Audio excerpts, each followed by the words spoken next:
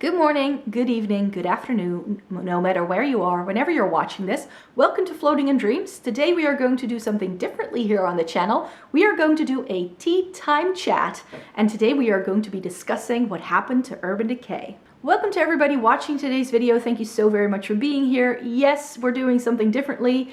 Let me know in a comment down below if this is something you would like to see more of. I just thought I could start filming a video series where we can chat about things as friends, like sharing some thoughts and some ideas about things that are going on in the industry. I see other creators doing these kind of videos and I always find them a lot of fun to watch. They are some of my favorites. So I thought maybe I can share my thoughts. Who knows? In case you're unfamiliar with the channel, you've never watched one of my videos, hi, my name is Maaike. I live in the Netherlands and I love coming on here to chat about eyeshadow palettes, Essence and Catrice products, and I love getting the use out of my makeup. And if you have a fair skin tone like I do, that perhaps has a cool to neutral undertone, then definitely consider subscribing and joining my little Snow Angel Club on here, because I'm a creator that really factors in how things look on my skin tone whenever I review something. And I think that my thoughts concerning Urban Decay can sort of tie into that as well. But before we get into Urban Decay, I wanted to update you on my rationale behind this video and what I sort of want to do. I decided to call them tea time chats because I have found that me really going in depth in a topic, I've tried doing this in the past while doing a get ready with me. I can't do that. How do people do these things? I cannot chat about things and do my makeup at the same time. So I decided, you know what? I just want to make these chill videos where we're like having a cup of coffee or a drink together. So I decided to call them tea time chats because as an English teacher, like tea is your bread and butter. So I've got a nice little hot cup of, actually also English tea here. I'm drinking PG Tips with a bit of milk, in case you're wondering. So maybe you can share in a comment down below what you would have decided to make your drink of choice. Let me take a sip. And maybe in the future, this may be like wine or coffee or whatever, but I just thought we could call them tea time chats and we can just like have a bit of fun here and just, you know, cover different topics. So also if you have ideas for topics for me to sort of talk about, I definitely have already some ideas that I've brainstormed, but some of them may be a bit more controversial than others and I'm not really sure yet how to approach it. So that's why I've decided to go with something relatively safe, at least in my brain, which is to discuss Urban Decay and what happened to them. Like what's going on with Urban Decay? And something that I won't be doing in today's video is really going into the history of the brand and doing this deep dive brand review. That is not the purpose here. I just want to chat about the brand. And the reason why I won't be doing this is because Kelly Gooch is doing a great series over on her channel where she does these deep dives into like the rise and fall of certain brands that used to be really popular and now maybe not that much anymore. So make sure to link her Urban Decay video down below because I know she's already discussed this, but I'm not really going to go over anything that she has already done. I don't want to steal her thunder. We're not going to do that. So I just wanted to chat about Urban Decay because Urban Decay, it's one of my favorite makeup brands, and they have definitely sort of changed gears in recent years.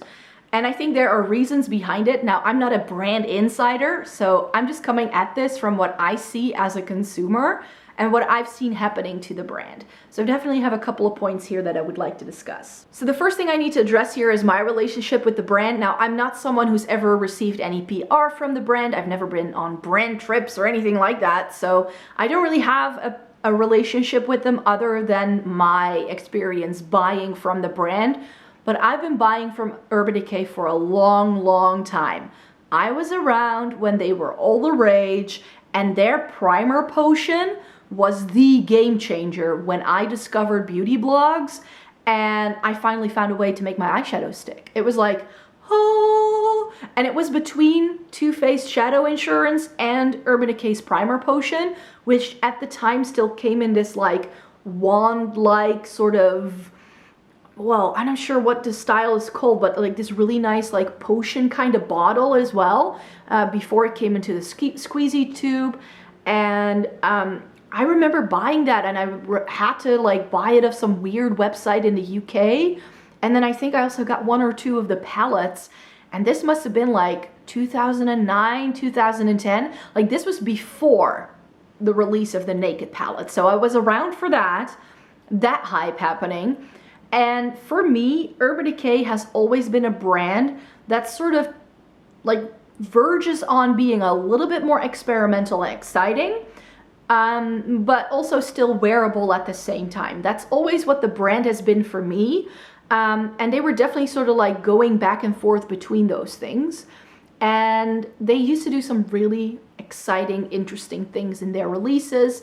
Granted, their formula, especially the shimmer formula that Urban Decay used to do, if you've been around for a while, that flaky, shimmery eyeshadow formula that Urban Decay used to do, I think if they released it now, they might actually be a bit more successful, because a lot of people seem to be liking these like flaky shades right now. Oh boy, makeup has come such a long way since then. But yeah, I think that Urban Decay, I believe their tagline is beauty with an edge, and they sort of gone from being edgy to being meh for a lot of people, I find. And I think that what really happened with the brand is that they just started struggling to really get the sales. I mean, over here where I live, Urban Decay has been taken out of physical stores and you can only buy them online. They shut down their official website. So for a while now, it's been pretty visible that the brand is struggling. And I think that one of the reasons why the brand is struggling so much is because they have a little bit of an identity crisis. And that identity crisis doesn't really go with what is being hyped up on places like YouTube, and it's not consistent enough where, you know, they can really reach regular consumers. And I think they sort of are stuck in limbo in that sense, where they aren't edgy enough to keep up with some of the indie brands that are toted by a lot of Instagrammers and like beauty influencers, and they're not bog standard enough for most people that just go in and buy a mascara from time to time, you know? So they sort of are doing too much of one thing and too little of another. So in a way, I feel they just gone a little bit into this identity crisis, and I definitely think that if they had done things differently around 2016, 17, 18, that the brand could still have been very successful today. And I definitely have also some suggestions towards the end where I'm like, yes, this is what the brand could do. However, I also think that the way we talk about makeup, especially on YouTube, also factors into partly why the Urban Decay products aren't doing better than they do. So I'm gonna come back to that point later. But really, what really changed when it came to Urban Decay is the fact that they were purchased by L'Oreal. So where Urban Decay used to be an indie brand, they were usurped by L'Oreal. And I feel that Urban Decay has suffered a similar fate as something like Becca, where also they were purchased by Estee Lauder. And now, of course, Becca isn't even around anymore, let alone that they are producing any products. So I can see something similarly happening to Urban Decay potentially as well, unless they start changing things. So I think having been purchased by L'Oreal definitely seemed to have put a different focus in the brand, and not one that was necessarily for the better, I think. And where did it really go wrong for me? I think that for a lot of people, they see Urban Decay doing things that they feel is like behind the times. But where I really feel the brand went wrong was that they discontinued products without having something similarly coming out to replace it. So they discontinued the Naked palette without having anything in place to really take over for like a brown tone neutral palette, which is what the Naked palette really was. They discontinued their blushes seemingly randomly out of nowhere, and then never brought blushes back. I don't think they've done any blushes in the past 5 years. Like, what's up with that? And then the Naked Skin line, so both the concealers and the foundations, I think if they were to do them again today, they would do really, really well, because skin tints and like these very natural, soft focus coverage, dewy foundations and concealers are definitely like, there's a market for that.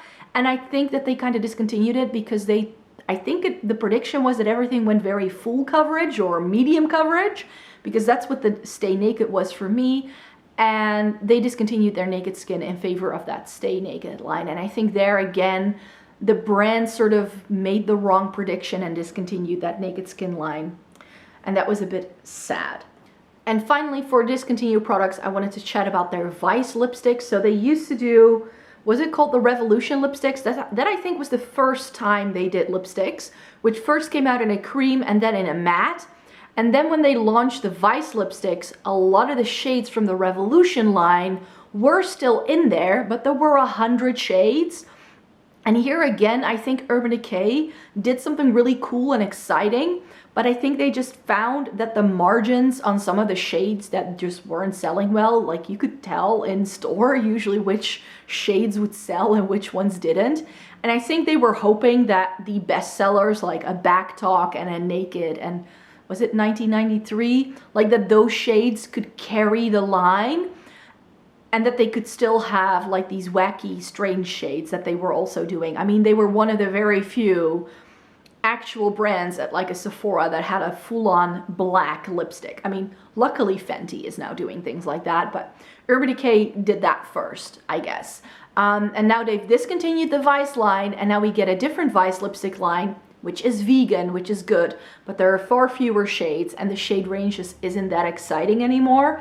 So I think that what Urban Decay has really started doing is really go for playing it safe, where they used to be very edgy and like a little bit different at times. Like I still have my Vice palettes, and there are shades in those palettes that you just didn't see much at the time. And I mean, at the time, the concept of a color story didn't exist yet either. So especially Vice palettes, I feel like they're good if you just want to use like 1 or 2 shades. But to really do a rounded out look with the one palette is almost impossible because there aren't enough shades that really go together. So I think that where Urban Decay used to be a trendsetter when it came to makeup, what a lot of people have found is that they started to fall behind. And I feel that the takeover from L'Oreal, them discontinuing certain palettes, also sort of coincided with them not releasing products that were exciting to a lot of people. So for instance, the Naked Heat, a lot of people liked the quality of, but because it was another warm tone palette, after so many warm tone palettes that a lot of people had already raved about, it came a little late, and they started like falling behind and getting a little late to the party. And then a lot of people also felt that the quality just wasn't up to par with some of the other brands that had come out. So what I think here, what really started happening is that developing makeups takes time. And I think that when Urban Decay was taken over by L'Oreal, that time for creating new makeup and the quality control needed and everything else that's going on possibly just took too much out of the budget, and they just couldn't keep up and they couldn't innovate and do the things they used to do. I see a focus in the line now where they focus heavily on playing it safe and like doing things that are probably going to sell well rather than doing new and exciting things that are perhaps a little bit risky. And I definitely think that has to do with the fact that they were taken over by a larger brand. I definitely think that. But what I think really contributed to why Urban Decay has suffered in popularity is because a lot of influencers are still looking at Urban Decay as it was in like 2010 rather than looking at it what it is right now as a brand. And I definitely think that in the marketing they really try making it look very exciting, but they definitely seem to have a different focus now than they used to do before. And I feel that a lot of influencers rate Urban Decay products in comparison to indie brands, but Urban Decay is no longer an indie brand. Urban Decay should be compared to a Too Faced. Urban Decay should be compared to MAC. Urban Decay should be compared to, you know, those kind of like mid-level things that you can find in every single department store. Not even a Sephora, department store brands. Like, and they're not luxury department stores because they're not necessarily a luxury brand. And I just feel that they're much more catering to a wider audience ever since they were taken over a couple of years ago. Whereas within the beauty community, people are comparing the brand to much smaller indie brands. And I'm not sure that that's exactly fair. So case in point, I have an example for you. This guy was released last summer, about a year ago. This is the Naked Cyber. And this is a palette that has just a few mattes, in keeping with Urban Decay's philosophy of having mostly shimmers, and then a lot of shimmers that are promoted as duochromes. But this is not a duochrome palette that is made for people who already have Cliona stained glass shadows. This is not a palette that is made for people who have experience with shimmers from, you know, very hyped up beauty brands. This is the kind of palette that is made for your mom, your auntie, your grandma, maybe someone who is a lawyer who likes to wear makeup, but who needs it to be very toned down and subtle.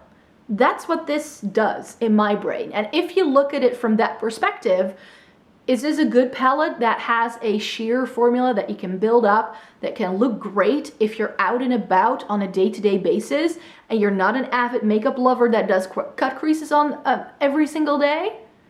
The answer is yes. So what I think a lot of influencers are forgetting is that they aren't the only beauty consumers on the market, and that Urban Decay by now is being marketed not necessarily to us here on YouTube or on Instagram or on TikTok, but that Urban Decay is really meant more so for people who like to dip their toe into makeup but don't really know what to do with it, or that they just want to have fun, but they either don't have the, you know, they don't have the know-how to find whatever is going on, which is of course a very limited amount of people, because I think Urban Decay is not the brand you'll just randomly stumble into if you don't have any interest in makeup to begin with. I mean, they're not drugstore priced, their price point is quite high, but I think that they are sort of in that same vein of like a MAC, where again, you can find really good box standard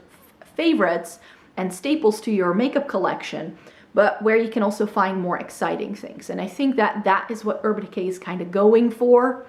That's what I'm expecting.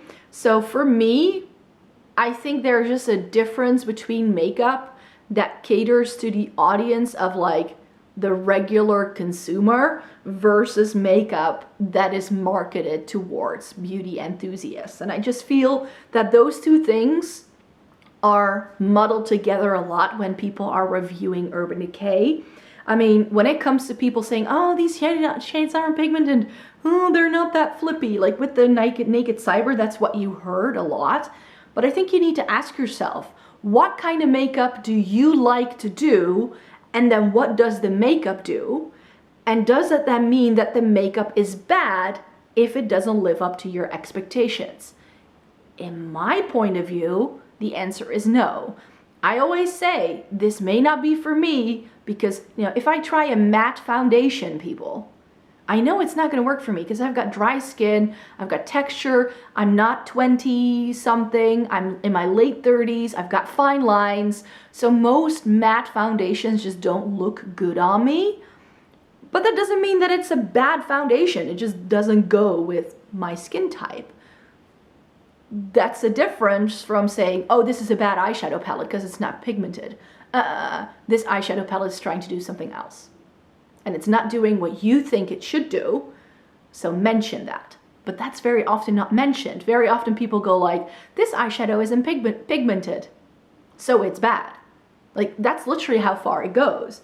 But what if it's just different from what you had expected? What if the product just doesn't live up to your expectations? And I feel that as creators on this platform, we do have the, well, I would say responsibility to make sure that when you review a product, you look at the product as it is, and that you also ask yourself, who is this meant for? Is Urban Decay as a line meant for us, beauty enthusiasts who love doing their makeup? Yes. but it definitely seems to cater more so to a more natural, everyday sort of wear thing, and not these super creative, out there makeup looks that you see all over Instagram. I don't really think that that's what they're trying to do anymore. And I think that that's something that Urban Decay needs to work on in their marketing. I also think if their line was a little bit more rounded out, that you could really go to the brand for a full face of makeup, because I feel right now you can't, because there are just certain products they don't do, such as blush, which is quite an essential product, I think, for people. I mean, they have a couple of good selling points.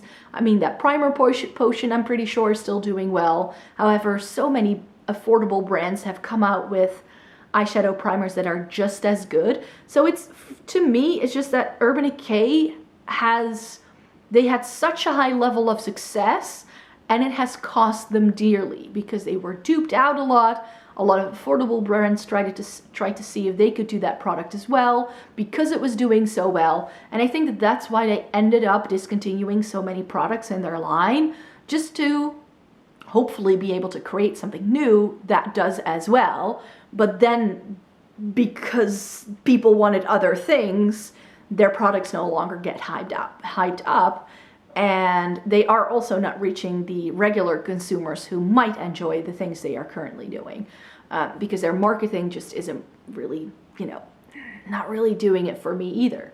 And now that they've been taken out of stores here, it's going to be even harder to just stumble upon Urban Decay as a brand. Because I think that a lot of regular consumers are the people who just walk into a store, go like, I would like a new eyeliner or a new mascara, and then the brand representative takes them there like, oh, I really like this mascara, and they repurchase it until it is discontinued. I think that for a lot of people, makeup still works like that. So I think that in terms of what people are saying about Urban Decay has also very much negatively affected the brand. And I think that if, as creators, as reviewers, if people were kinder and take into account what perspective they come from when it comes to reviewing makeup, that the brand wouldn't have been talked into the ground as much as they have been in recent years. Now, I do have to say that here as well, social media is a little bit to blame, because there is this thing called a negativity bias that we as people have. And negativity bias is definitely like roped into algorithms a lot. Very often if I do videos that say worst eyeshadow palettes, or this didn't work for me, or full face of products that disappointed me, those videos tend to do much better than when I do a video where I talk about things I love. And that has to do with the algorithm, and that negativity bias is pretty much everywhere. So I also understand why reviewers don't have a more balanced view when reviewing products. It seems to be that if people don't like something, it immediately is labeled as being bad. Because if you use this very strong black and white language, your video will get pushed a lot more than when you try to have a nuanced standpoint. That's the point I'm trying to make. It just creates more views, you get more engagement, even if people disagree with you and thumbs down the video, that's still engagement. So those videos, I feel, just get pushed more.